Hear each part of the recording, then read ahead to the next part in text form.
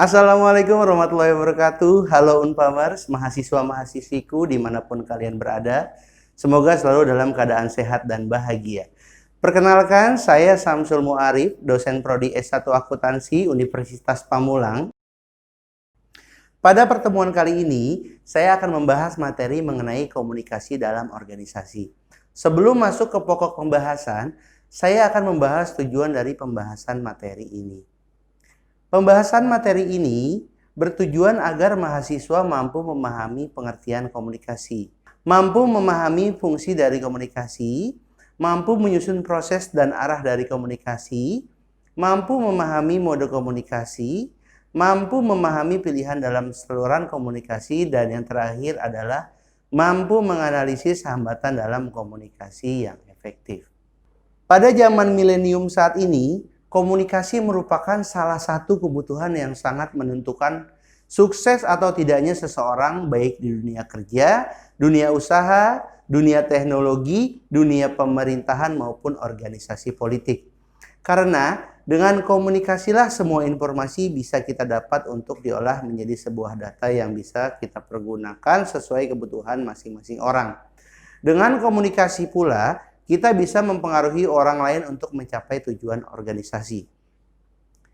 Menurut Arnold dan Feldman, 1986 mengatakan, komunikasi organisasi adalah suatu proses pertukaran informasi di antara orang-orang dalam suatu organisasi, di mana di dalamnya terdapat 4 tahapan komunikasi yang meliputi yang pertama, attention atau atensi, yang kedua, comprehension atau komprehensi, yang ketiga, acceptance as true atau kebenaran. Dan yang terakhir, keempat adalah retention atau retensi.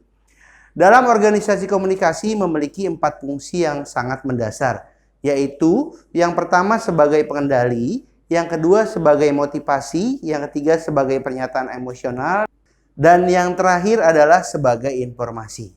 Komunikasi berperan sebagai pengendali perilaku anggota dalam berbagai cara.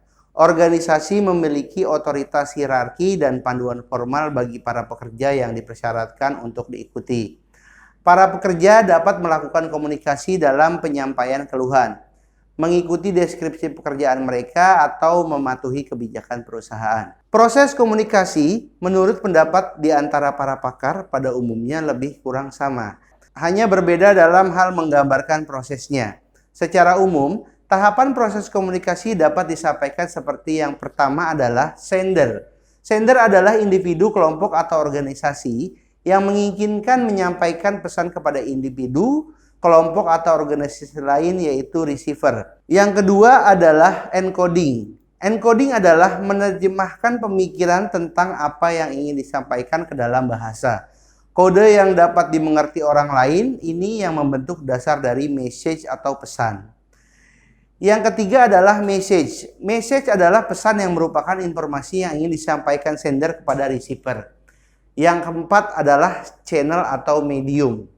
Channel atau medium adalah merupakan saluran yang akan dipakai untuk menyampaikan pesan. 5. Decoding. Decoding memecahkan sandi. Memecahkan sandi merupakan suatu proses menginterpretasikan dan membuat masuk akal suatu pesan yang diterima receiver. Yang keenam adalah receiver. Receiver adalah orang, kelompok, atau organisasi kepada siapa pesan dimaksudkan untuk diterima. Dan yang ketujuh adalah noise. Noise merupakan sesuatu yang mengganggu terhadap penyampaian dan pemahaman terhadap pesan. Yang terakhir adalah feedback. Feedback merupakan pengetahuan tentang dampak pesan pada receiver dan menimbulkan reaksi receiver disampaikan kepada sender. Dalam arah komunikasi, dapat kita bagi menjadi 3 arah dalam melakukan komunikasi, yaitu komunikasi ke arah bawah, komunikasi ke arah atas, dan komunikasi lateral. Bagaimana para anggota dalam kelompok Anda saling memindahkan makna satu sama lain? Hal itu bergantung pada komunikasi lisan, tulisan, dan nonverbal. Sarana utama dalam menyampaikan pesan adalah komunikasi lisan. Pidato, diskusi formal satu-satu, dan diskusi kelompok, serta rumor secara informal. Keuntungan dari komunikasi lisan ini adalah kecepatan dan umpan balik kita dapat menyampaikan sebuah pesan verbal dan menerima tanggapan dalam waktu yang sedikit. Komunikasi secara tulisan meliputi surat, email, pesan singkat, organisasi secara berkala, dan banyak metode lain yang menyampaikan tulisan dengan kata-kata atau simbol.